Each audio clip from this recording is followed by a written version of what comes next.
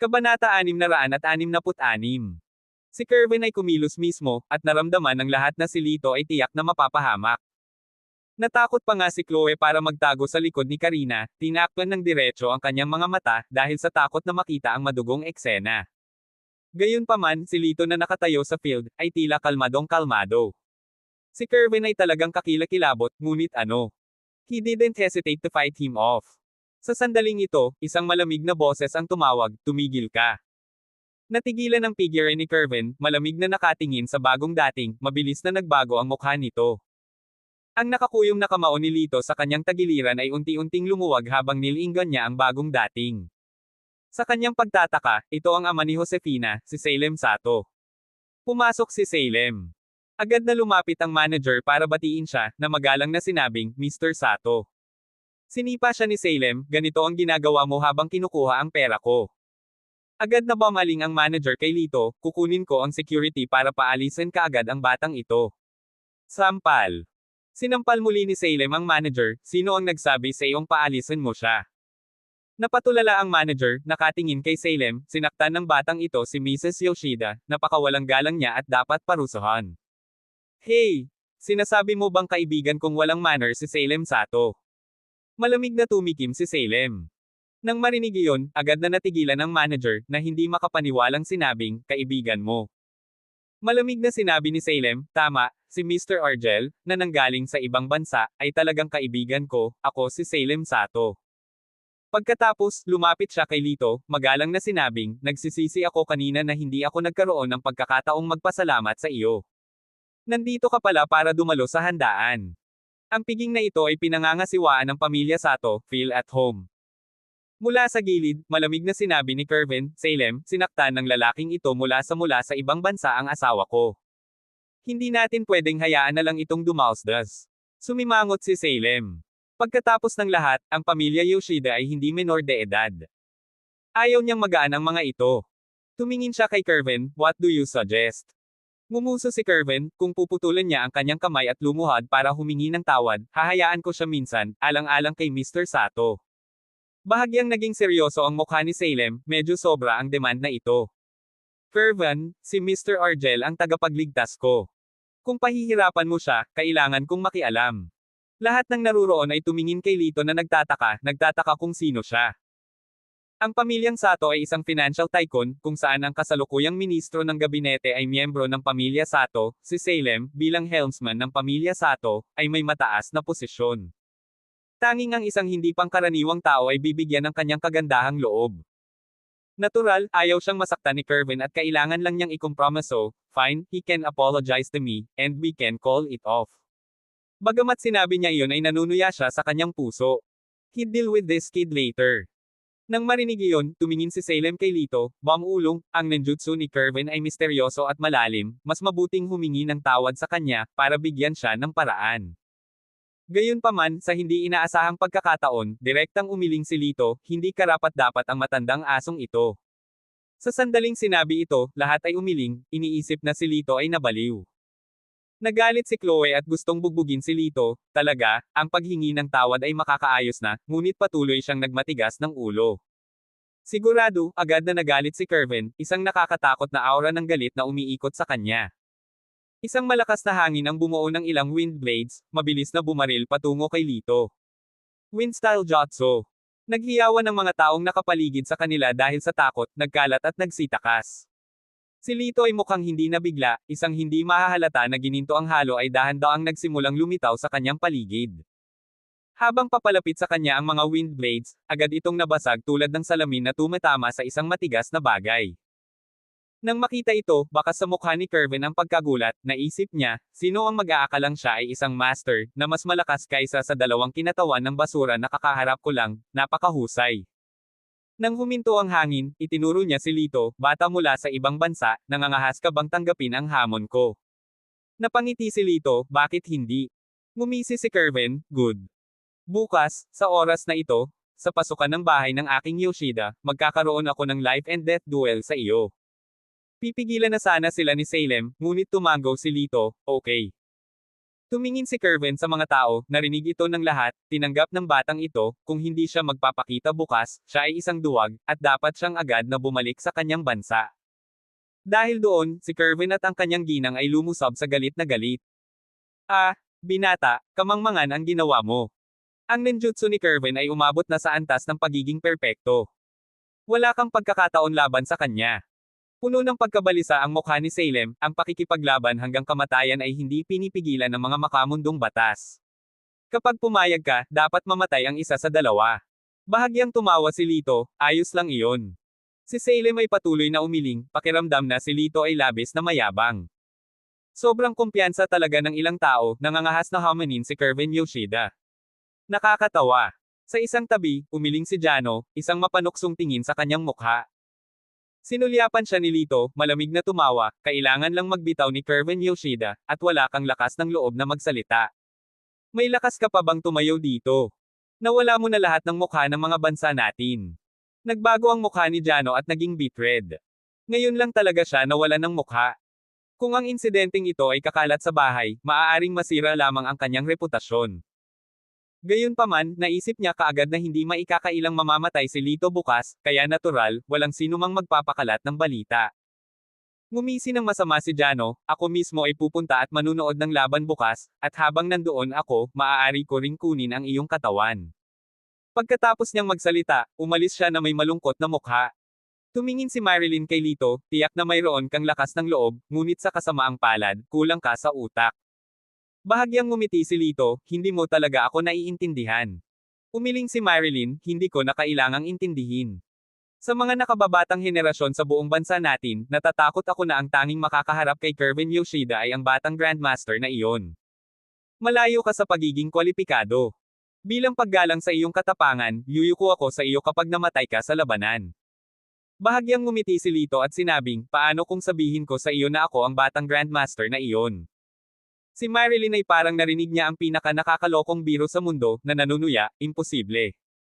Ang isang Grandmaster ay hindi kikilos ng walang kabuluhan at walang ingat tulad mo. Siya ay dapat na may kalmadong kilos ng isang master na nagpapatakot sa mundo sa bawat salita niya. Sa puntong ito, bumungad ang pamumula sa magandang mukha ni Marilyn, at napuno ng infatuation ang magagandang mata nito. Nagulat si Lito at naisip, ano, ito kaya si Marilyn ay lihim na umiibig sa batang Grandmaster.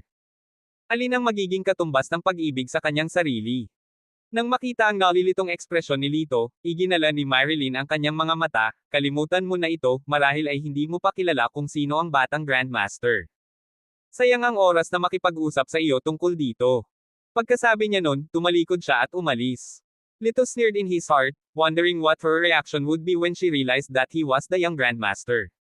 Kakaibang inaabangan niya ito. Pagkatapos ng episode, hindi na naramdaman ni Chloe at Karina na maglaro at umalis kasama si Lito. Sa daan, dumaan ang tatlo sa isang makipot na eskinita. Ang paligid ay puno ng mga bar, at may mga lasing na turista kung saan-saan. Sa sandaling ito, sumigaw si Chloe. Ibinaling ni Lito ang kanyang ulo, nakita lamang niya ang isang nakapawing na kamay na dumampi sa kanyang hita. Isang lasing na matandang lalaki, na nakangiti ng may dilaw na ngipin, ay tumatawa ng patago kay Chloe. Such a pretty girl, wanna shoot a little film with me. Si Chloe ay nanginginig sa takot. Humakbang si Karina ng walang pag-aalinlangan, itinulak ang matanda sa isang tabi, maligaw ka, bastos. Hindi kami ganoong klase ng mga tao. Hehe, mas maganda ka pa sa kanya, lalo na ang figure mo. Pinagmasdan ng mapang-akit na mga mata ng matanda si Karina mula ulo hanggang paa. Nagyayelo ang mukha nito, naglulunsad ng mabilis na sipa sa kanya. Ang matanda ay pinalipad sa isang basurahan sa isang mabilis na sipa. Si Chloe ay pumalakpak at nagsaya, magaling, Karina. Ang mga basurang tulad niya ay dapat nasa basurahan. Sa gilid, nagulat si Lito kay Karina. Marunong talaga siya sa martial arts at magaling gumalaw. Hindi katakataka na mayroon siyang magandang figure. Ibinaba ni Karina ang kanyang mga paa, sumulyap kay Lito, at itinaas ang isang kilay, ano? Natatakot ka? Umiling si Lito at tumawa, mga kahangahangang kasanayan, pangunahing tauhang babae. Ngumisi si Karina, mabuti, basta alam mo. Huwag kang makakuha ng anumang palihim na ideya, o kung hindi, bukod sa gunting ni Chloe, bubugbugin kita hanggang sa magkalat ang mga ngipin mo sa lupa. I dare not? I dare not? Tumawa si Lito. Gumapang ang matanda palabas ng basurahan, nagngangalit sa galit, mapahamak. Patay kayo ngayon. After that, he took out his phone and rattled off a mouthful of words. Mahinahong sinabi ni Lito, Heroen, mukhang tatawag siya ng tulong. Kung hindi tayo tatakbo ngayon, hindi tayo makakatakas mamaya. Nainis na nagsalita si Karina, kakayanin ko ang ilang maliliit na punk nang walang anumang issue. Si Chloe ay nagtaas baba ng may kumpiyansa, tama, medyo nakakatakot si Karina. Makalipas ang 1 minuto, na sinabayan ng racket, isang grupo ng humigit kumulang 20 batang punk ang lumakad, na may hawak na mga club, na pinalibutan sina Chloe at Karina. Malamig na tumikim ang matanda, ladies, bibigyan ko kayo ng pagpipilian, sumama kayo sa akin para mag-film, o masisira ko ang inyong hitsura. Nag-iba ang kutis ni Chloe, ikaw na maruming matanda, masyado kang walang awa. Tumingin siya kay Karina, Karina, sa tingin mo kakayanin mo ba ang mga lalaking ito? Napalunok si Karina at inikat ang kanyang mga mata kay Chloe, ano sa palagay mo? Pagkasabi nito, agad niyang inilabas ang kanyang telepono, planong tumawag ng pulis. Kunin mo sila. Agad na nag-utos ang matanda, at sumugod ang grupo ng mga punk, ninakaw ang kanilang mga bag at telepono. Si Chloe ay nagsimulang umiyak sa takot, kung sila ay dadalhin, ito ay isang sakuna.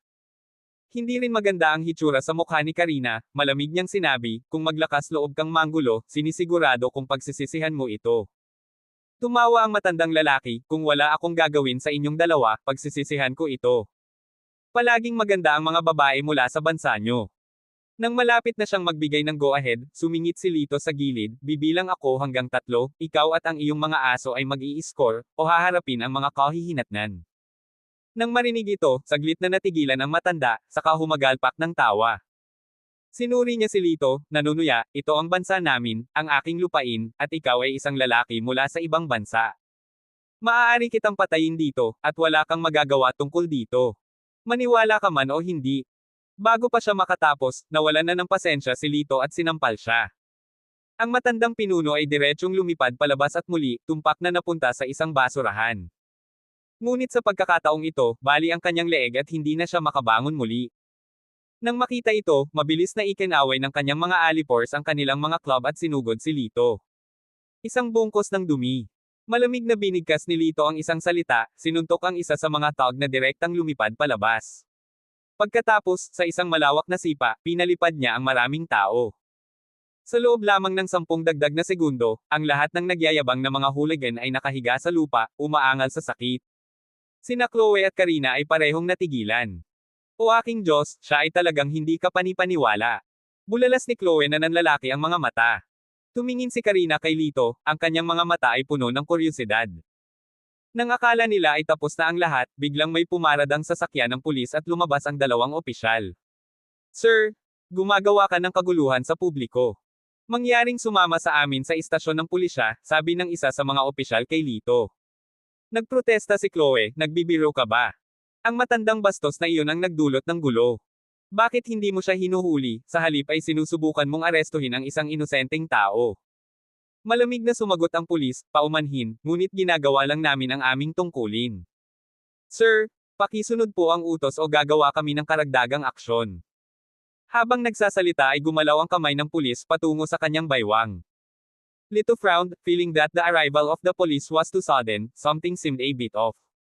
Nang makitang hindi lumaban si Lito, agad siyang pinususan ng pulis at dinala siya sa sasakyan ng pulis. Ipinadyak ni Chloe ang kanyang paa sa pagkadismaya, ang daming mangmang. Bago sumakay sa kotse, sinabi ni Lito sa kanila, hintayin mo ako sa bahay. Nagprotesta si Chloe, paano kung ang mga pulis na ito ay hindi makatwiran at inaabuso ka? Sumulyap si Karina kay Lito, hinayla si Chloe, dapat mauna na tayo, gagawa si Lito ng paraan.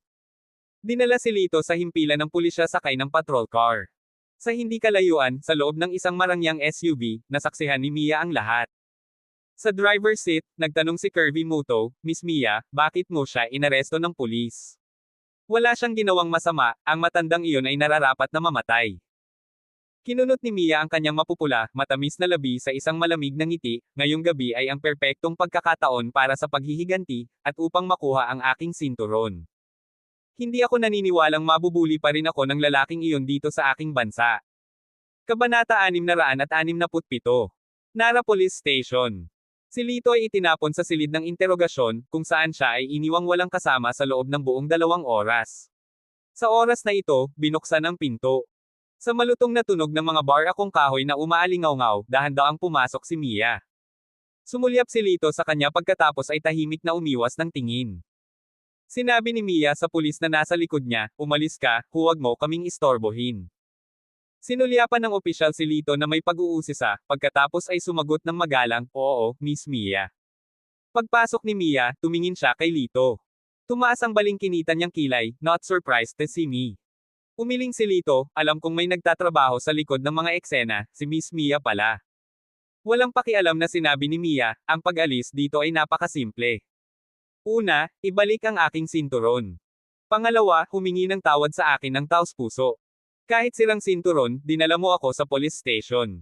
Tiningnan siya ni Lito nang walang imak. Kumunot ang noo ni Mia, less nonsense, ibabalik mo ba o hindi? Kung hindi, mananatili ka dito magpakailanman. Hindi. Diretsahang tinanggihan ni Lito. Ikaw. Agad na tumaas ang galit ni Mia. Bigla siyang sumugod, tinutukan ng sipa ang mukha niya. Nakaupo sa isang upuan, hinawakan ni Lito ang kanyang bukong-bukong at hinayla ito ng mahigpit. Ah! Kasabay ng isang sigaw, bumagsak si Mia sa mga bisig ni Lito, mabilis na namula ang kanyang mukha. Si Lito ay parehong natigilan, ikaw ang nagsimula nito. Patay ka! Nabaluktot sa galit ang mukha ni Mia, gusto niyang patayin si Lito. Sa sandaling iyon, umaksyon ang mga pulis mula sa labas. Natigilan sila nang makita ang eksena sa loob. Umupo si Mia sa kandanggan ni Lito, nababalot ng hiya ang kanyang mukha. Nang magsasalita na si Mia, sinabi ni Lito, "How dare you not see that Miss Mia is enjoying herself? Umalis ka na dito." Paumanhin sa abala. Paulit-ulit na yumuko ang pulis, agad na isinara ang pinto, at nagtungo sa labas. Bulong niya sa sarili, "I didn't see it coming. Miss Mia is quite liberal, she couldn't resist even here." Bastos ka! Anong kalokohan ang binubulalas mo? Hiniling ni Mia na kagatin niya si Lito hanggang mamatay. Sa sumunod na segundo, nagbuhos si Lito ng tableta sa kanyang bibig. Idiniin niya ang isang daliri sa tiyan nito, at nilunok ni Mia ang tableta. Tapos ka na. Ito ay isang nakamamatay na lason. Kung wala ang aking panlunas, tiyak na mamamatay ka sa loob ng 1 oras. Ang uri kung saan ang dugo ay dumadaloy mula sa mga orifice, napakapangit na hindi na kayang makita. Si Lito ay may pilyong ngiti sa kanyang mukha. Namutla ang mukha ni Mia, grabe ang lason mo. Ngumisi si Lito, tinatawag ng kaldero na itim ang tekor. Mia harumphed and stood up, "Come with me. I'll lead you out." Mapaglarong tinapik siya ni Lito sa balikat, mabait na babae iyan, masunurin. Sinama ni Mia si Lito, pagkatapos ay lumabas na inutusan ng pulis na buksan ang mga posas ni Lito. Tinitigan sila ng pulis, bumubulong, mabilis iyon. Muling nagiba ang mukha ni Mia, na nakakuyom ang kamao sa galit, "Shut up. It's not what you think." Natural na hindi naniniwala ang mga pulis, ngunit hindi na sila nang ahas na magsalita pa. Ang binibini ng pamilyang Shinto, hindi marami sa kanila ang nang ahas na saktan siya. Hindi nagtagal, umalis ang dalawa sa istasyon ng pulisya. Habang naghahanda si Lito na lumakad, bigla siyang nakarinig ng tunog ng klak-klak, at may isa pang pares ng mga posas sa kanyang kanang palso. Ang kabilang dulo ng posas ay ang kamay ni Mia. Isang malamig na ngiti ang ibinigay ni Mia, "Sa tingin mo makakatakas ka? Mangarap ka. Ibigay mo na ang antidote at sinturon." Napakamot ng ulo si Lito, "Sa totoo lang, hindi lason ang ibinigay ko sa iyo. It's a top-notch tonic." Muling nagbago ang mukha ni Mia, galit na sabi, "Niloko mo ba ako?" Lito wore an expression of nonchalance, "Oo, niloloko kita. Anong gagawin mo, kagatin mo ako." Nang sisigot pa lang si Mia ay biglang nagbago ang mukha niya. Kumunot ang noo ni Lito, "Anong masama? Sinusubukang magpanggap na nasasaktan ka." Medyo bumilis ang paghinga ni Mia, namumula ang pisngi, "What did you feed me?" Napakurap si Lito, "Isang restorative tonic lang na natimpla ko ilang araw na ang nakakaraan ng may oras ako. Pero nagdagdag ako ng bago sa orihinal na formula, dapat mas epektibo." Bago niya matapos ang kanyang pangungusap, bumulong si Mia at nahulog sa kanyang mga bisig. Sa sobrang init, para akong nasusunog. Nagsimula ang nakakaakit na ungol ni Mia habang hinihila niya ang kanyang kimono. Noon lamang napagtanto ni Lito ang kabigatan ng sitwasyon.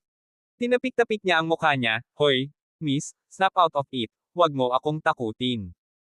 Biglang sumagi sa kanyang isipan ang isang ideya, ang pagdaragdag ba ng bagong sangkap na iyon ay naging aphrodisiac.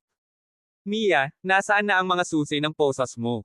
Bilisan mo na ako, baka magkagulo tayo.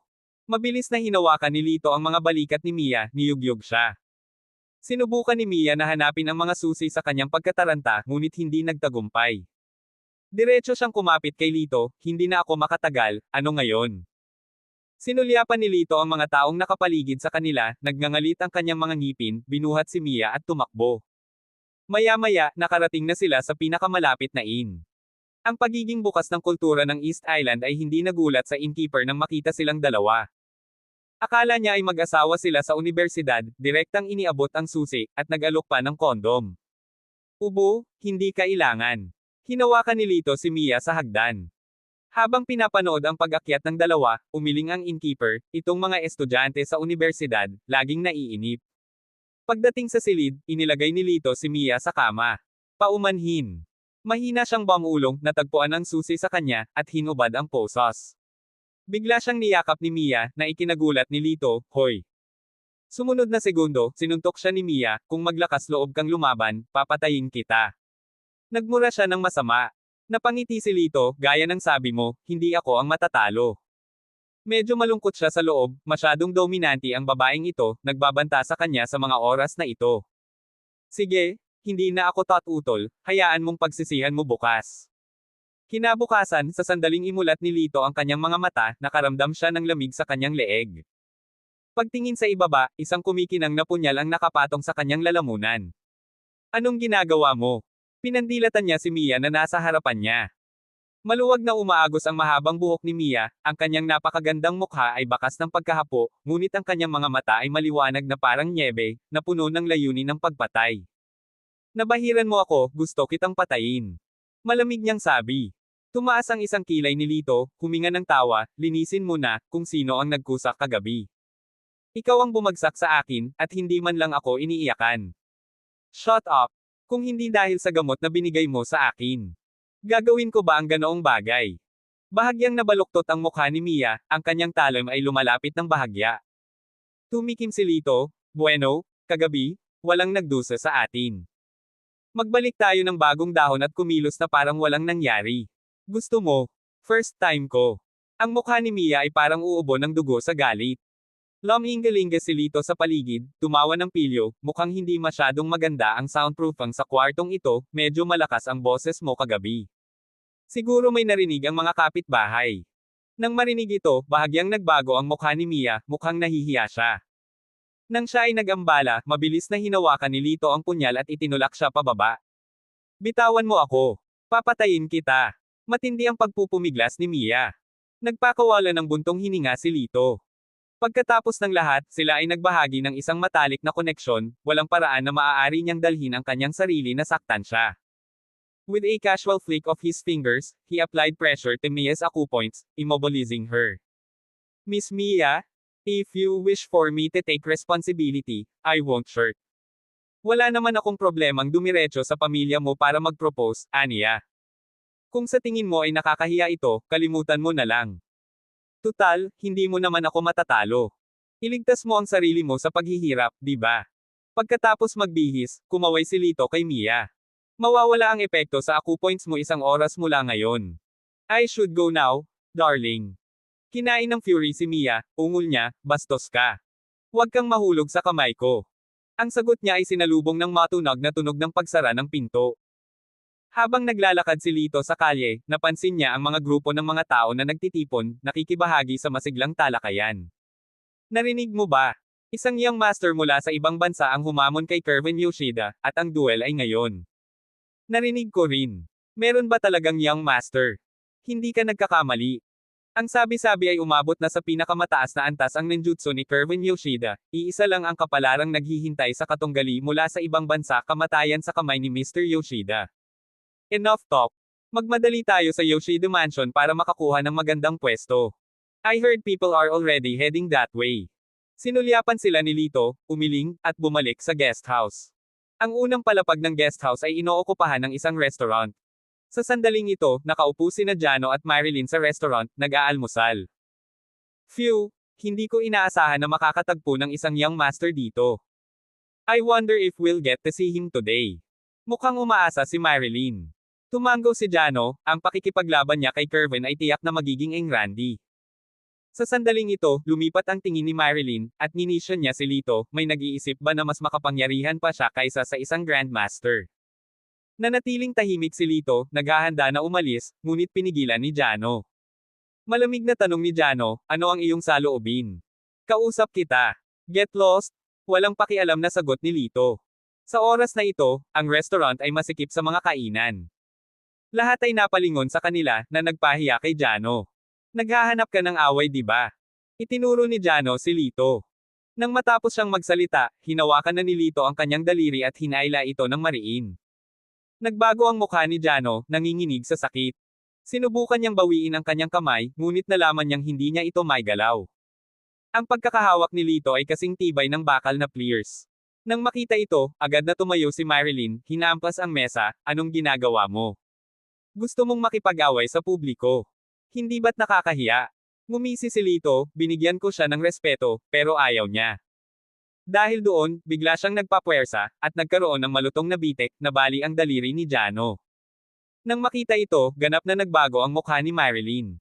Dapat mong malaman, para sa isang dalubhasa sa martial arts, hindi banggitin ang isang daliri, kahit isang kuko ay hindi ka pani-pani walang mahalaga. Sa isang Masters duel, ang pinakamaliit na kawalan ay maaaring humantong sa isang kumpletong pagkawala. Sa pamamagitan ng pagpilayan sa kamay ni Jano, epektibong pinutol ni Lito ang kanyang landas upang maging isang dalubhasa sa pinakamataas na antas.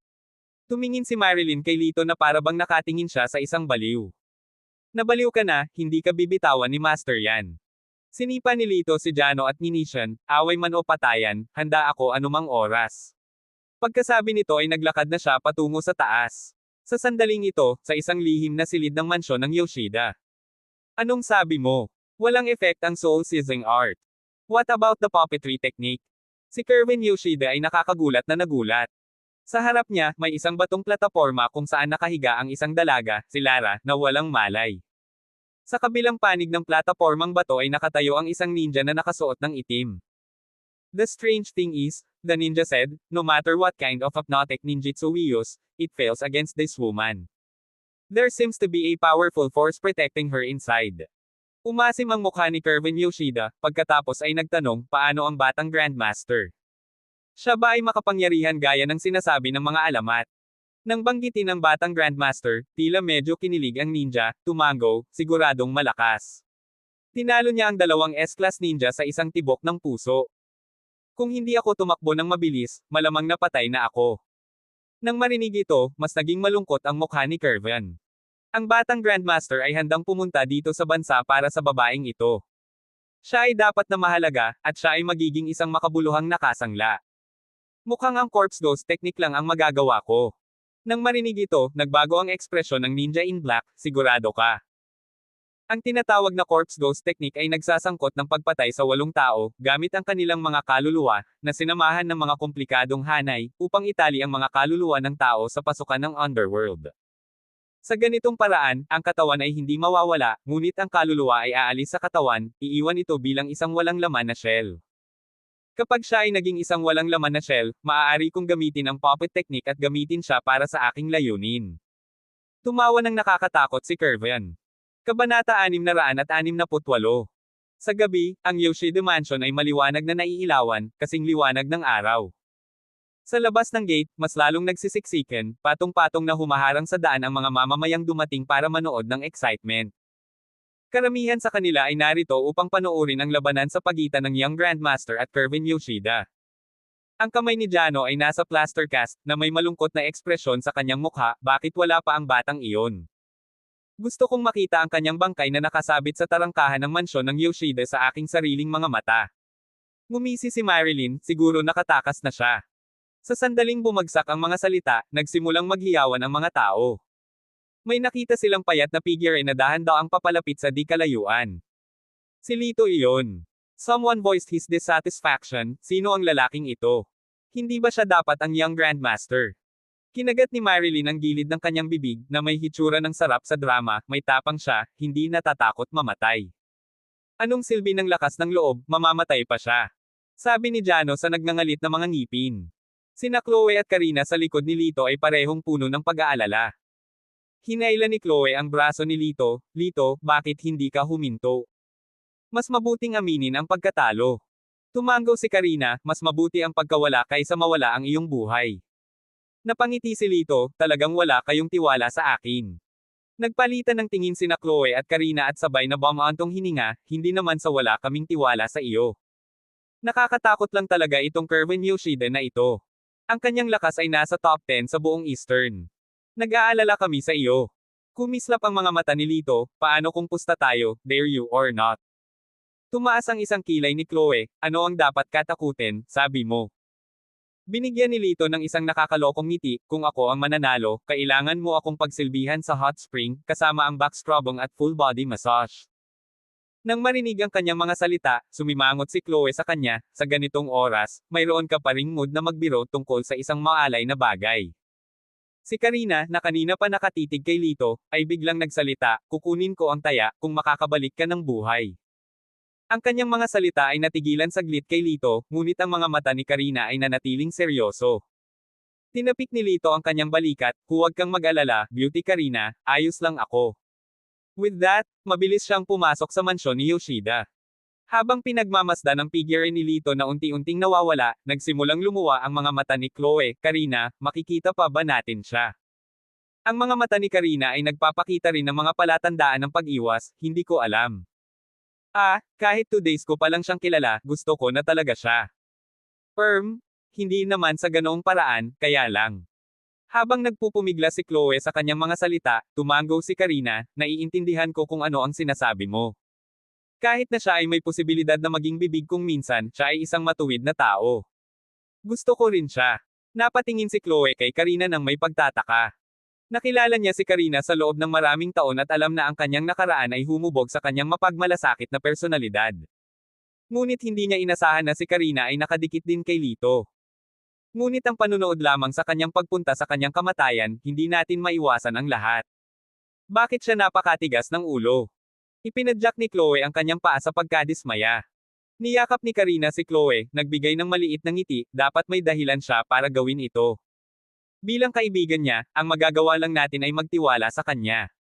Tumango si Chloe, medyo hindi kumpleto ang kanyang pag-unawa, Dahan-dahang pumasok si Lito sa tirahan ng Yoshida. Tumayo si Kerwin Yoshida sa hagdan sa itaas, nakatingin sa kanya ng may pagmamataas, anak, hinihintay kita. Kapag tapos na ako sa iyo, hihintayin ko ang batang Grandmaster.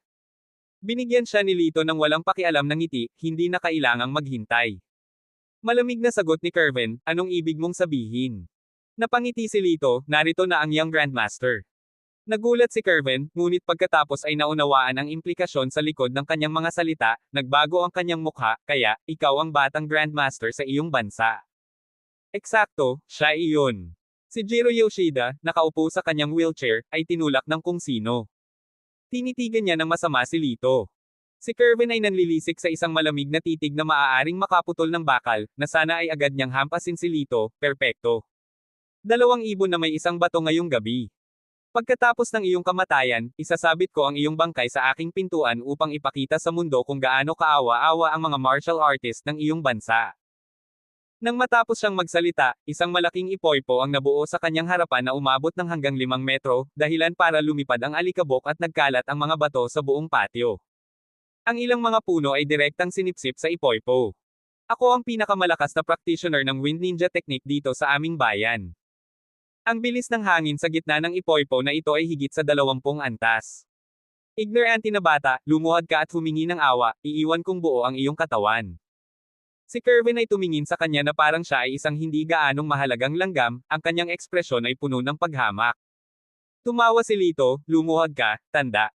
Nanlamig ang mukha ni Kerwin, marahas niyang itinulak ang kanyang palad, at isang malaking pag-inog ng hangin ang gumalaw na parang buhay na nilalang, na humahangos patungo kay Lito. Pagtingin kay Jiro, sinabi ni Kerwin, anak, malapit nang maghiganti ang ating paghihiganti, hahaha.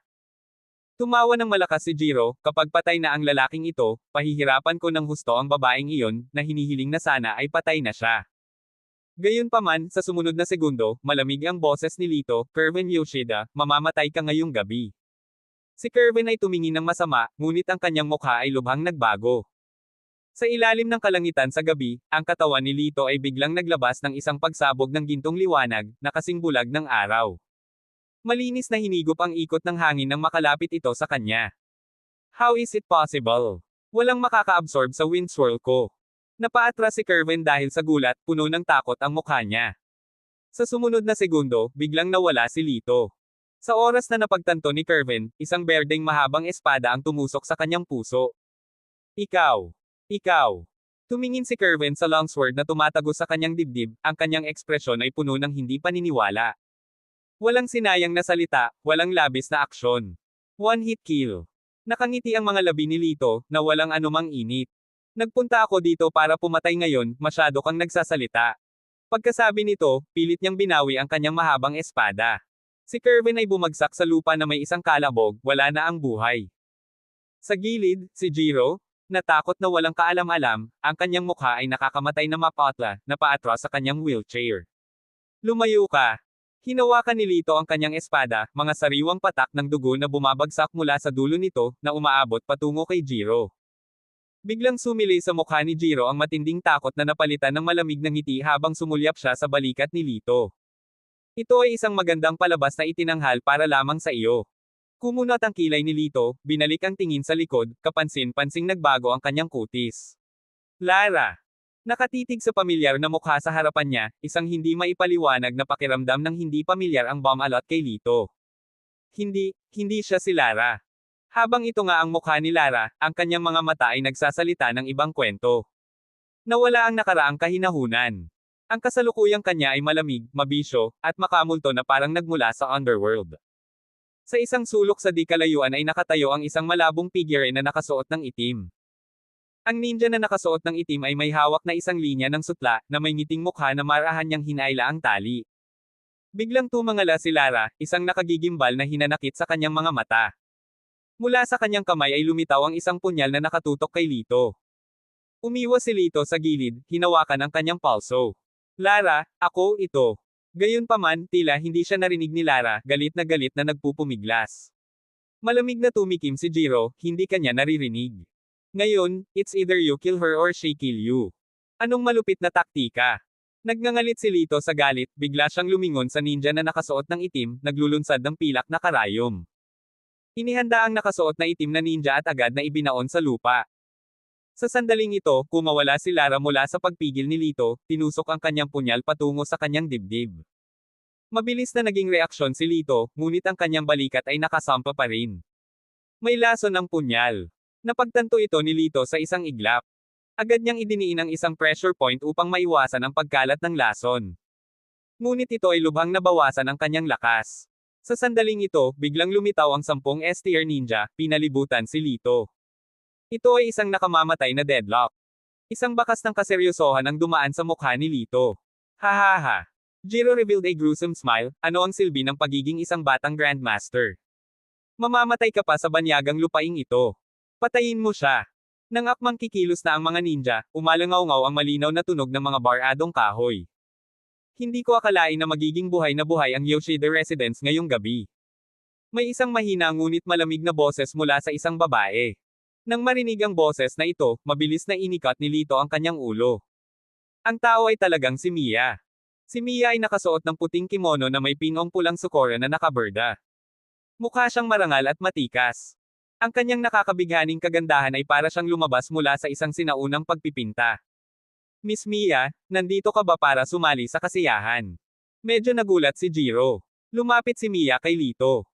Pinagmasdan niya ang katawan ni Kerwin na nakahandusay sa lupa, ang kanyang malawilo na kilay ay bahagyang nagsalubong. Pagkatapos, ibinoling niya ang kanyang tingin kay Lito. Nang mapansin niya ang sugat sa balikat nito ay biglang nanlamig ang mga mata nito. Nandito ako para kunin siya. Walang pakialam na sabi niya. Malaki ang pagbabago ng mukha ni Jiro Yoshida. Ano ba? Miss Mia, balak mo siyang iligtas. Sinagot ni Mia ang isang walang pakialam na ngiti, maaari lamang siyang mamatay sa aking mga kamay. Muling nagbago ang mukha ni Jiro at bumungad sa kanya ang pagkaunawa. So, Miss Mia, may mga hinaing ka rin sa kanya. Pero di bale. Malapit na siyang mamatay.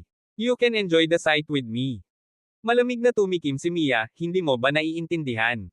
Hindi siya pwedeng mamatay sa kamay ng iba. Ako lang ang makakapagtapos sa kanya. Nagdilim ang mukha ni Jiro, are you trying to steal him from US?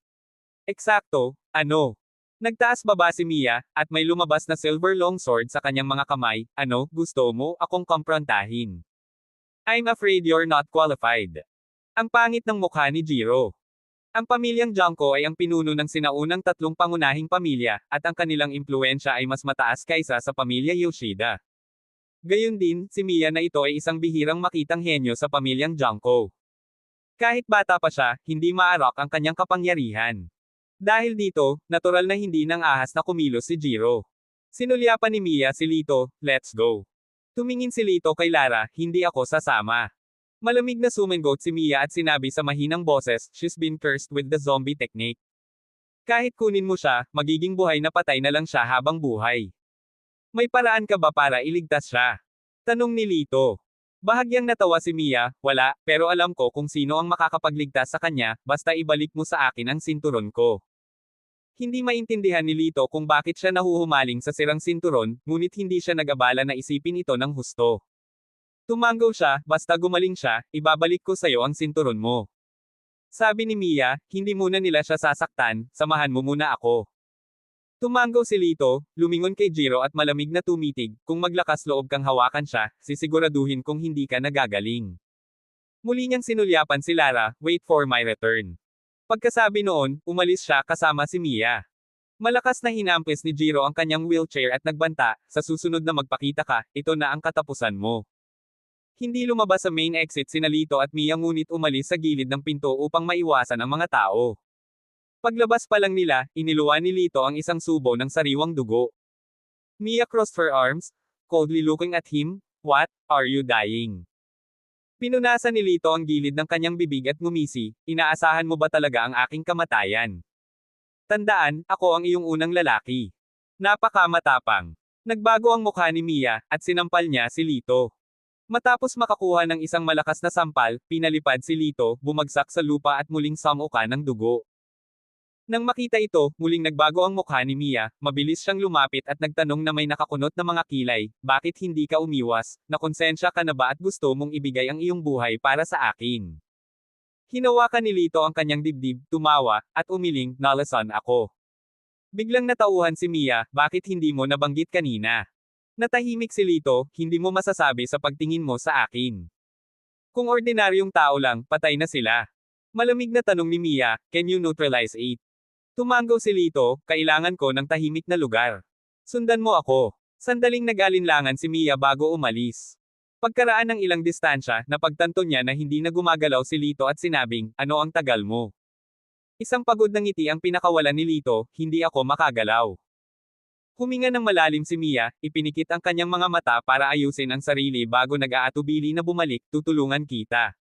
Umiling si Lito, hindi mangyayari iyon. Kailangan mo akong buhatin. Kabanata 669. Nanlamig ang mukha ni Mia, at sinipa niya si Lito, don't you dare. Walang humpay na umubo muli si Lito. Nang makita ito, si Mia ay gumawa ng hump sound at lumakad para maglupasay sa harap niya. Nagulat si Lito, ano ka ba? Malamig na pinutol ni Mia, tumigil ka na sa pagsasalita ng walang kaparerekon, sumakay ka, babuhitin na kita. Sa ilang sandali, nagkaroon ng paglambot sa puso ni Lito nang mapagtanto niyang ang babaeng ito ay hindi ganap na walang puso. Gayunpaman, ang sumunod na sinabi ni Mia ay isang balde ng malamig na tubig na itinapon sa kanyang ulo. Pagkatapos mong gumaling, papatayin kita gamit ang sarili kong mga kamay. Hindi ako ang klase ng kontrabida na nagsasamantala sa iba kapag sila ay down. Mapait na tumawa si Lito, sa katunayan hindi niya dapat inaasahan ang iba. Hindi nagtagal, dinala siya ni Mia sa isang liblib na tirahan. Si Lito ay nagsimulang magpatakbo ng enerhiya upang mag-detoxify. Makalipas ang 3 oras, muli niyang binuksan ang kanyang mga mata, bumalik sa normal ang kanyang kutis. Dahan-dahan siyang tumayo, tinitingnan ang tanawin at mga ibon sa looban. Isang mahinang hakbang ang narinig, pumunta si Mia sa likuran niya at inilagay ang isang rolyo ng mga mapa. Mount Akagi. Nagsalita siya ng mahina. Lumingon si Lito, ano? Itinuro ni Mia ang isang lugar sa mapa, narito, Ghost Flame Sect na matatagpuan sa Mount Akagi. Isa ito sa 4 na pangunahing paksayon dito sa amin, at sila ang mga inventor ng Corpse Ghost Technique. Kung gusto mong iligtas ang iyong kaibigan, kailangan mong hanapin si Abe Retso, ang Sect Master ng Ghost Flame Sect, aniya niya. Salamat. Kinuha ni Lito ang mapa, sinulyapan ito, at itinago ito. Sabi ni Mia, may chismis na malupit at brutal si Abe Retso. Hindi maiiwasan na magkaroon ng away sa inyong dalawa. Tumanggaw si Lito, alam ko. Tumingin sa kanya si Mia, sumilay ang ngiti sa kanyang mukha, hindi ka ba natatakot? Sabi nila, mahigit 300 taon nang nabuhay si Abe Retso. Ang kanyang lakas ay higit pa sa tao. Kahit na ikaw ay isang kabataang Grandmaster, ang pagkatalo sa kanya ay walang pinagkaiba sa panaginip ng isang hanggal. Mahinahon niyang sinabi, kung ibabalik mo sa akin ang aking sinturon, handa akong magbigay ng impluwensya at panggigipit ng pamilya kay Abe Retso. Baka mapadali nito ang iyong paglalakbay. No need, marami ka nang nagawa para sa akin. This favor, I will keep in mind. Farewell. Tumingin si Lito sa kanya, pagkatapos ay tumalikod siya at humakbang paalis. Maya-maya lang, lumabas si Kirby, tinanong niya, Miss, ano sa tingin mo ang magiging resulta kapag pumunta si Lito sa Mount Akagi sa pagkakataong ito? Umiling si Mia, tiyak na kamatayan. Natigilan si Kirby, ngunit pagkatapos ay tumawa siya. Good. Don't you always dislike him? Napapikit si Mia. Saglit na pumipitik ang maselang pilikmata. Maya-maya, mahina niyang sinabi, pwede ka nang umalis. Napatingin si Kirby kay Mia na may pagkalito, pakiramdam niya ay kakaiba ang kanyang tugon. Gayunpaman, hindi na siya naglakas loob na magtanong pa at tahimik na umatras. Sa paanan ng Mount Akagi. Tumangala si Lito, ang kanyang tingin ay nakatuon sa halos 2,000 metrong taas, malamig na determinasyon sa kanyang mga mata. Umalangaw-ngaw ang kanyang isip sa isang ideya, hanapin ang solusyon para masira ang Corpse Ghost Technique, at iligtas si Lara. Akmang aakyat na siya nang may hamarang sa kanyang dinadaanan. Malamig na sinabi ng isang nasa katanghaliang gulang na lalaki, ipakita mo sa akin ang iyong mga kredensyal. Nagulat si Lito, anong mga kredensyal? Sinabi ng lalaki, ang Ghost Flame Sect ay nag-host ng isang grand opening sa darating na buwan, na nag-iimbite ng mga kapangyarihan mula sa iba't ibang sekta na sumali sa pagdiriwang. Bawal ang mga trespasser. Malamig na ngumiti si Litkaw, ang bundok na ito ay hindi pag-aari ng kahit anong partikular na bundok, anong karapatan ng Ghost Flame Sect na harangin ang daraanan ko. Nagdilim ang mukha ng nasa katanghaliang gulang na lalaki, ang Ghost Flame Sect ay isa sa 4 na dakilang sekta sa silangang rehiyon. Kung sasabihin namin sa amin ang bundok na ito, kung gayon ay amin ito. Huwag mo akong sisihin sa pagiging discourteous kung ipipilit mong lumabag. Gumanti si Lito na may parehong malamig na tawa, kung gayon, dapat akong lumabag ngayon.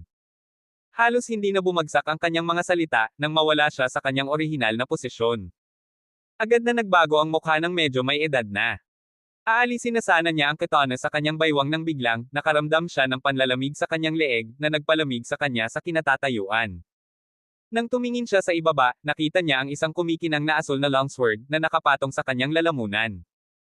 1 pulgada na lang pasulong, at lalaslason ng espada ang kanyang lalamunan.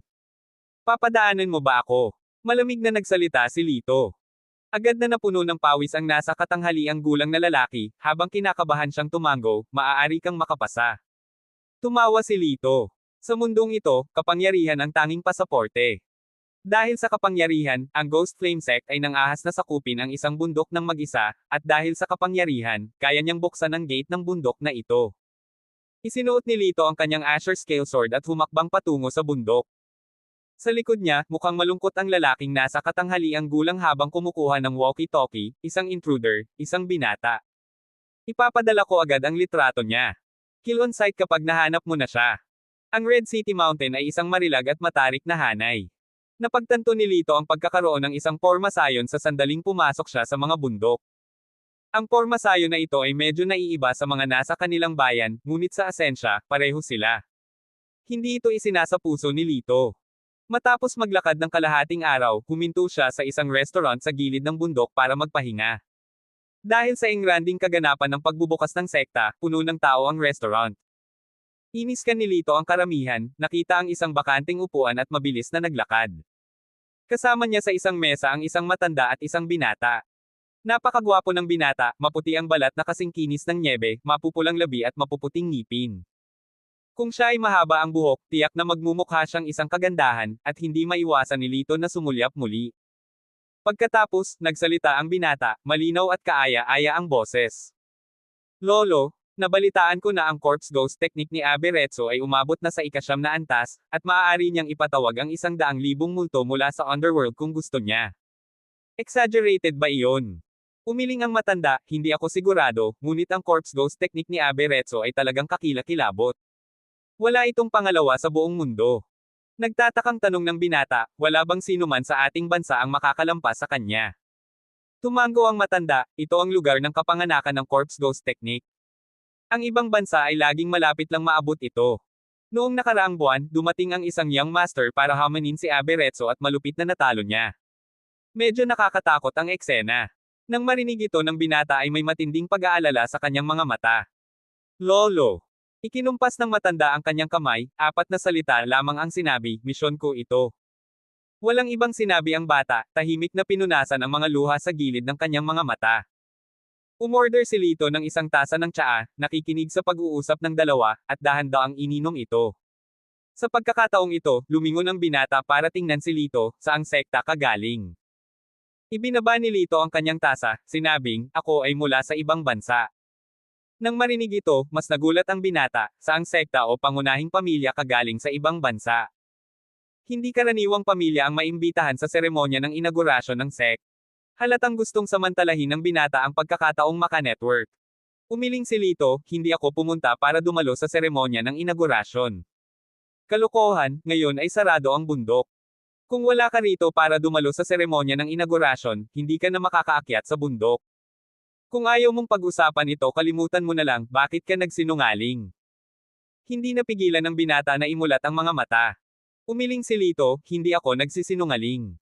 Sa sandaling iyon, isang grupo ng mga tao na nakauniforme ang sumugod sa restaurant, paumanhin sa abala sa lahat, may hinahanap kami. Hinawakan ng pinuno ang isang litrato, iniskan ang restaurant bago tumitig ang kanyang tingin kay Lito. Lumakad siya, malamig sa kanyang utos, ikaw, na nang ahas na lumampas sa Red City Mountain, sumama ka sa amin. Ang kabataan ay tumingin kay Lito nang may pagtataka, ang kanyang mga mata ay sumisigaw ng tanong, galit ka ba?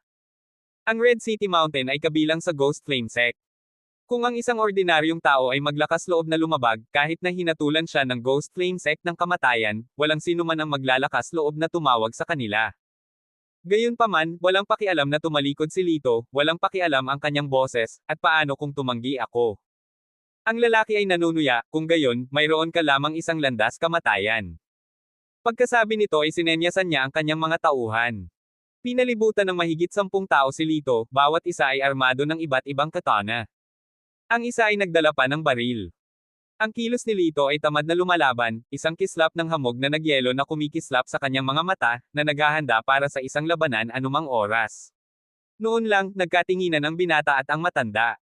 Tumayo ang matanda at yumuko sa grupo, mga ginoo, nagkaroon ng hindi pagkakaunawaan, pumunta siya dito sa amin. Mukhang nagdududa ang pinuno, nasaan ang imbitasyon mo? Ibinigay sa kanya ng matanda ang imbitasyon, at sa pagsusuri, bahagyang lumambot ang ekspresyon ng pinuno, maaaring makatakas siya sa parusang kamatayan, ngunit ang kanyang walang ingat na pananakot sa aming Ghost Flame Sect ay dapat magresulta sa pagkakapilayan ng kanyang kamay. Dito, tumingin ang matanda kay Lito, tumango sa kanya. Malinaw ang mensahe ng elder, mas mabuti ang mawala ng kamay kaysa mawala ng buhay. Gayunpaman, pinaikit ni Lito ang kanyang mga mata, kung gusto mo ang aking kamay, halika at kunin mo ito. Namula ang mukha ng lalaki, winawagayway ang kanyang punyal kay Lito bago ito hinampas ng walang awa. Napakunot ang noo ng matanda sa sitwasyon, hindi lang ito tungkol sa pagpuputol ng kamay, kundi sa pagpuputol ng buong braso. Gayunpaman, sa sandaling malapit na ang maikling kutsilyo sa balikat ni Lito, 2 daliri ang kumapit sa talam. Ang kutsilyo ay nakakagulat na hindi na makapagpatuloy pa. Sa isang iglap, nanlaki ang mga mata ng lahat sa restaurant. Ang lakas sa likod ng kutsilyong iyon ay lubhang mabangis, maaari pa itong hatiin ang isang mesa, gayunpaman, na-neutralize ng binatang ito ang lakas gamit lamang ang 2 daliri. Dapat mong aminin, ang kanyang kapangyarihan ay kahanga-hanga. Anak, ang lakas ng loob mong lumaban. Mamamatay ka dito ngayon. Galit na umuungol ang lalaki. Gayunpaman, ang mga sumunod na nangyari ay nagpakatulala sa lahat. May malutong na, clang, na tunog. Naputol ang talim ng kutsilyo, at sa pag-ikot ng palso ni Lito, ang dulo ng kutsilyo ay itinusok sa hita ng lalaki. Ah! Sinabayan ng malungkot na hiyaw, bumagsak ang lalaki sa sahig. Nakaturo kay Lito, umungal siya, lahat, kunin siya. Patayin siya. Sa isang iglap, mahigit 100 tao ang nakapalibot kay Lito. Isang malamig na ngiti ang ibinigay ni Lito, mabilis na sumuntok na parang sa isang bakanteng field. Sa bawat suntok, may sumisigaw at lumilipad palabas. Sa ilang paghinga lamang, mahigit 100 tao ang nakahandusay sa buong lupa, nakahawak sa kanilang mga tiyan at nananangis. Ngunit umupo si Lito at patuloy na humigop ng kanyang tiyan ng maluwag. Tinulungang tumayo ang pinuno ng grupo at galit na sinabi, "Brat, mapangahas na kumilos ng ligaw sa Guiyan Sect, pagod ka na bang mabuhay, maghintay ka lang." Ang karamihan ng tao ay umiikot. Sa sandaling ito, ang binata at ang matandang lalaki ay mukhang medyo masama ang mood. Ilang beses na pinandilatan ng binata si Lito, inagaw ang tasa ng tsaa mula sa kanyang kamay at mahinhin na sinabi, "Nasa mood ka pa ring uminom ng tsaa, ako at ang aking lolo ay dinadala ng gulo dahil sa iyo." Sinabi ni Lito, "Paprotektahan kita." Nang marinig ito, kapwa natawa ang binata at ang matanda. Napabuntong hininga ang matanda, ang pagiging bagong panganak na guya ay hindi takot sa tigre, kung istorbohin mo si Abe, kahit 10 buhay ay hindi sapat para sa kanya. Pagkasabi nito ay tumayo ang dalawa at lumabas ng dining hall. At tumayo din si Lito, muling tumungo sa Guiyan Sect sa tuktok ng bundok. Pagdating sa tuktok ng bundok, ang parisukat sa harap ng pasukan ng sekta ay nakatipon na ng daan-daang tao, karamihan ay taga rito, ngunit mayroon ding isang maliit na bilang ng mga eksperto mula sa kingdom o iba pang mga lugar. Sa sandaling ito, lumabas ang isang lalaking nakasuot ng berdeng damit na may maikling balbas at sumulyap sa mga tao, tahimik. Agad na tumahimik ang mga tao at nagbigay ng saludo sa nasa katanghaliang gulang na lalaki, Elder Shikawa. Ang lalaking ito ay walang iba kundi ang pinakabatang elder ng Guiyan Sect, ang napakatalino na Truman Shikawa. Nang makita ang magalang na saloobin ng karamihan, ang Truman Ishikawa ay mayabang na tumango, "Maupo kayo." Naupo ang lahat sa meditation mat na inihanda ng maaga. Isang malaking karangalan na tanggapin kayong lahat sa Chicheng Mountain, upang ipagdiwang ang 500 taong anibersaryo ng Guiyan Sect. Ito ang aming kaluwalhatian. Nang matapos siyang magsalita, ang daming tao ay nagsisiksikan sa aktibidad. Lahat ay nagtatanghal ng kanilang maingat na inihanda na mga regalo. Ang ilan ay nagpakita ng mahahalagang kasulatan, ang iba ay hindi mabilang na mga alahas, lahat ay ibinigay sa mga nasasakupan ni Master Shikawa. Sa sandaling ito, napansin ni Master Ishikawa ang isang batang lalaki sa pulutong na hindi nagbigay ng anumang mga regalo, at malamig na pinapanood ang karamihan. Itinuro ni Master Shikawa si Lito, "Sino ka, at bakit hindi ka nag-alok ng anumang regalo?" Napangiti si Lito, naglakad patungo kay Master Shikawa, at mahinang sinabi, "Mayroon talaga akong Reg Along iaalok." Nang matapos siyang magsalita, iwinagayway niya ang Blue Scale Sword sa kanyang kamay. Sinulyapan niya ang Blue Scale Sword, "Ito ang regalo ko." Kumunot ang noo ni Master Shikawa, nakatingin sa Blue Scale Sword, hindi maiwasang lumiwanag ang kanyang mga mata, "Ito ay isang magandang espada, maaari mo itong ibigay sa akin." Ngumisi si Lito, "Natatakot akong hindi ka karapat-dapat dito, tawagin si Aberetso." Kabanata 670. Parang naramdaman ni Master Shikawa ang puot na nagmumula kay Lito, ang kanyang tingin ay naging maingat habang siya ay nanunuya, "Kung gusto mong makilala ang sect leader, natatakot ako na wala kang mga kwalifikasyon." Sa sandaling iyon, isang lalaki ang humakbang pasulong, at itinuro si Lito, "Elder, itong lalaking ito ang lumabag sa ating Red Castle Mountain, kahit na nasugatan ang halos 100 sa atin." Nanliit ang mga mata ni Master Shikawa habang nakatingin kay Lito, nagsasalita sa disgusto, "Anak, totoo ba ito?" Walang pakialam na sumagot si Lito, "Oo, totoo." Malamig na tumawa si Master Shikawa, "Medyo matapang ka. Sayang naman, ang mga may lakas ng loob ay madalas na namamatay dahil kulang sila ng lakas para suportahan ito. May lakas man ako o wala, malalaman mo kung susubukan mo." Malamig na tumawa si Lito, at isang bahid ng asol na liwanag ang bumalot sa hangin. Ang kanyang green scale sword ay direktang nakaturo kay Master Shikawa. Ang pagkilos na ito ay nagdulot ng kaguluhan sa karamihan. Sa mata ng lahat ay hindi natatagong pagtataka. Sino ba talaga ang batang ito? Sino ang nagbigay sa kanya ng lakas ng loob na hamanin ang Guiyuan Sect ng mag-isa? Baka wala na siyang natitirang buto. Ha ha ha ha. Oo nga, Si Master Shikawa ay humagalpak ng tawa, "Anak, saang bansa ka galing? Kung ikaw ay taga-silangan na lupain, hindi ka magsasalita ng mga kalokohang salita." "Mula sa kingdom," sagot ni Lito. Panunuya. Si Master Shikawa ay nagbigay ng mapang-asar ng ngiti, ang kanyang mga mata ay puno ng pang-iinis, "Karaniwang mga kababayan mo, hindi nasusukat ang sarili mong lakas at kakayahan. Noong nakaraan, may isang nag-claim na siya ay isang minor martial arts master ngunit namatay sa ilalim ng kamay ng aming pinuno ng sekta, naging walang iba kundi isang puppet ng ventriloquist." Pagkasabi nito, ginisyon niya, "Lahat kayo ay isang grupo ng mga labis na kumpiyansa na basura." Habang binibigkas ang mga salitang ito, ang mga individual na taga rito na naruroon ay tumawa ng mapang-asar. Habang ang ilan mula sa ibang bansa ay puno ng galit sa kanilang mga mukha, hindi sila nang ahas na magsalita. Kahit na ang menor de edad na sect master ay hindi kalaban ng Ghost Flame Sect, natural, hindi sila nang ahas na tumayo. Hindi nagsalita si Lito, naging malamig ang kanyang tingin, at lumiwanag ang kanyang anyo. Sa pagtataka ng lahat, ang dulo ng green scale sword ay inilagay sa leeg ng lalaking nagngangalang Shikawa, wala pang 1 milimetro ang layo mula sa kanyang lalamunan. Isang nakakakilabot na aura ng espada ang sumabog mula rito, na naging dahilan upang makaramdam ng takot si Shikawa mula sa kaibuturan ng kanyang puso. Agad na napawi ang ngiti sa kanyang mukha, nagulat na ang binatang ito ay may napakabilis na bilis, kahit na wala siyang oras upang mag-react. Gayunpaman, sa harap ng napakaraming tao, hindi ito isinasapuso ni Shikawa. Malamig siyang ngumisi, "Anak, kung maglakas loob kang hawakan ako, dudurugin ka ng sect master. Hindi lang ikaw, kundi pati na rin ang pamilya mo, kahit magtago sila sa dulo ng mundo, hindi sila makakatakas sa paghabol ng Ghost Flame Sect ko." Kaagad, may lumapit sa kanya mula sa iisang bansang upang himukin siya, "Binata, naiintindihan namin ang iyong galit, ngunit totoo ang sinabi niya. Para sa kapakanan ng iyong pamilya, hayaan mo siyang umalis, at tumakas ng mabilis hanggat maaari." Si Lito ay nagbigay ng walang pakialam ng ngiti, tumingin kay Shikawa, "Ang pagbabante sa aking pamilya, napakabuti, pagkatapos ngayon ay lipulin ko ang Ghost Flame Sect." Nang marinig ang mga salitang ito, lahat ay umiling, habang ang mga taga rito ay humagalpak sa mapang-uyam na tawa. At kahit si Shikawa ay tumawa ng malakas, haha. 2 beses lang napatawa bago biglang tumigil ang tawa. Sa labis na pagtataka ng lahat, ang green scale sword ay tumusok sa lalamunan ni Shikawa, ang dulo ng espada ay nakausli sa likod ng kanyang leeg, na may dugong dahan-daang tumutulo pababa. Patak-patak.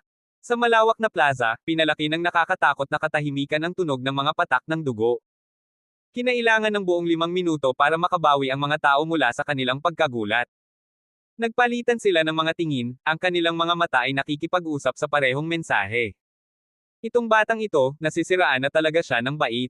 Naglakas loob pa siyang patayin si Master Shikawa. Swish! Inilabas ni Lito ang Asher Scale Sword, ang dagwang dulo nito ay nakaturo patungo sa matayog na gate ng sekta. Malamig niyang utos, "Aberetso, lumabas ka." Sa loob ng gate, nakaupo sa engranding, gininto ang upuan sa napakagandang pangunahing bulwagan, ay isang lalaking nakasuot ng itim na gintong balabal, ang kanyang mukha ay kulay ng sinaunang tanso, na matamang nakatitig sa monitor na nasa harapan niya. Kahit na siya ay mukhang hindi hihigit sa 40 o 50 taong gulang, sa katunayan siya ay nabuhay ng ilang daang taon. Ang kanyang mga mata ay hazel, malabong mga kislap ng gintong liwanag na lumilipad-lipad na parang mga dragon. Ang kanyang balat ay kumikinang sa banayad na metal na kinang ng may kintab na tanso. Siya ang sect master ng Ghost Flame Sect, si Aberetso. Habang natamba si Master Shikawa sa monitor, lalong naging malungkot ang mukha ni Aberetso. Bigla niyang itinaas ang kanyang ulo, inilantad ang kanyang itim na itim, matutulis na mga kuko, nakahawig ng mga kuko ng isang mabangis na hayop. Gumawa siya ng mabilis na paggalaw patungo sa walang laman na hangin. Basag! Ang estatwa ng bato, na nakatayo sa ibaba ng pangunahing bulwagan ay 2 tao, ay agad na naging alikabok. Unti-unting umangat ang sulok ng kanyang bibig, na nagpapakita ng nakakatakot na pagngisi, isa pang walang alam mula sa kaharian na naghahanap ng kamatayan, napakaganda. Kumaway siya ng isang dismissive na kamay, 3 matataas na matanda, "Alagaan mo ang batang ito at iwanan ang kanyang katawan sa paanan ng bundok sa loob ng 1 buwan para makita ng lahat." Sa paanan ng Grand Hall, 3 matatandang figure ang yumuko at sumagot, "Oo." Aberetso cautioned, ang kanyang lakas ay makabuluhan, "Mag-ingat."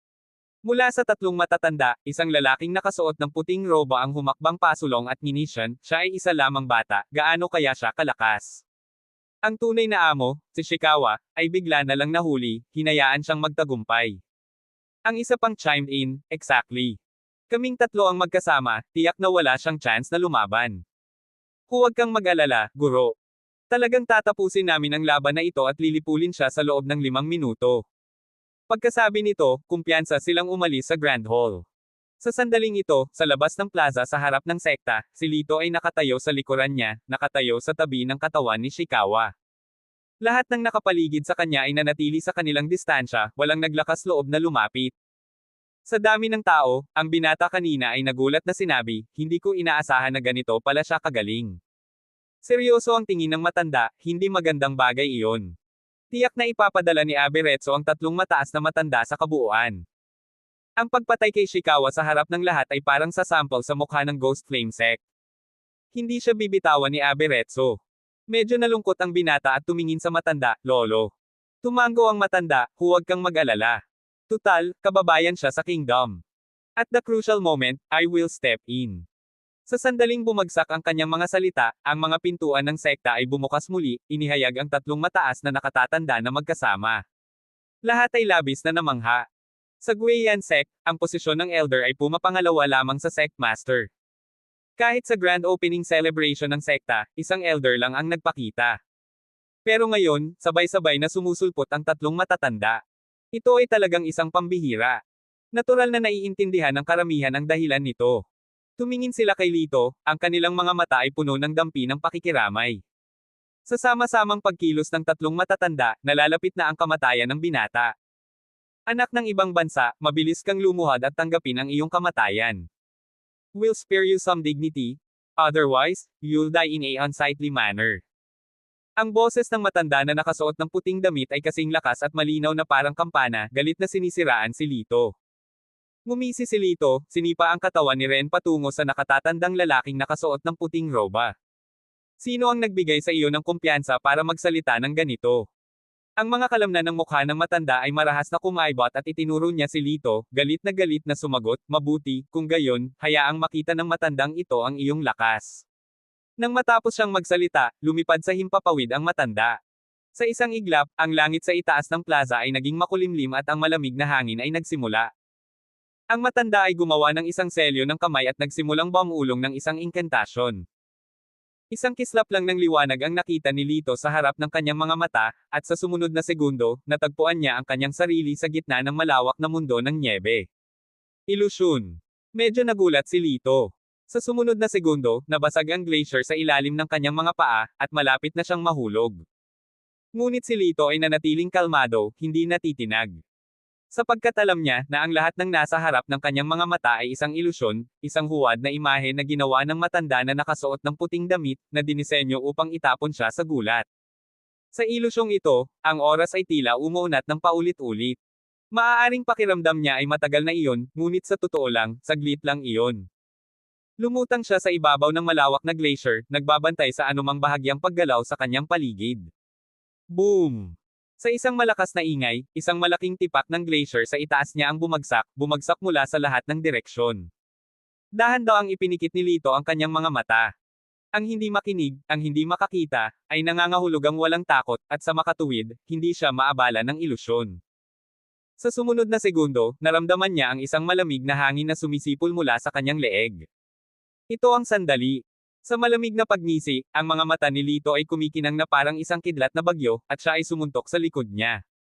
Isang mahinang ungol ang umalangaw-ngaw habang ang eksena bago ang mga mata ni Lito ay nagsimulang magdilim.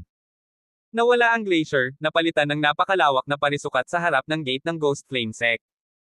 Sa kanyang harapan, ang matandang nakasuot ng puting damit ay nakahawak sa kanyang dibdib, isang manipis na bakas ng dugo ang tumutulo mula sa sulok ng kanyang bibig. Pagpunas ng dugo, halata sa mga mata ng matanda ang pagkabigla, hindi naapektuhan ng aking mga ilusyon, bata, mayroon kang ilang mga kasanayan.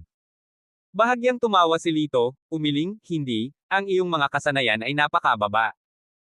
Nang marinig ito, natigilan ang matanda, na para bang siya ay nainsulto, nagngangalit ang kanyang mga ngipin sa galit habang nakatitig kay Lito.